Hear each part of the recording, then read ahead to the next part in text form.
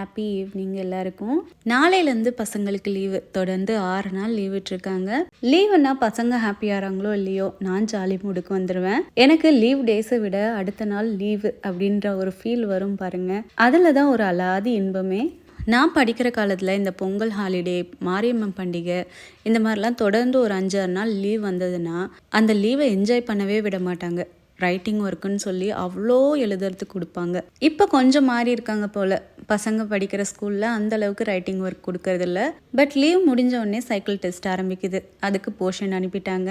இந்த லீவை அதுக்கு யூட்டிலைஸ் பண்ணிக்க வேண்டியது தான். மார்க்கெட்லேருந்து பச்சை பட்டாணியும் பச்சை மொச்சையும் வாங்கிட்டு வந்தேன். இது பெரிய வேலை தான். எப்படா ஒத்த ஆளாக இதை முடிப்போன்னு நினச்சிட்டே இருந்தேன். அக்கா பொண்ணு தொக்கா வந்து மாட்டிட்டா. அப்பாடான்னு இருந்தது. பேசிக்கிட்டே பாதி மொச்சையை உரிச்சு கொடுத்துட்டா. எப்படியோ எனக்கு வேலை முடிஞ்சது. இதை ஜிப்லாக்கில் போட்டு ஃப்ரீஸ் பண்ணி வச்சோன்னா ஒரு 2 மாதத்துக்கு நம்ம யூஸ் பண்ணிக்கலாம்.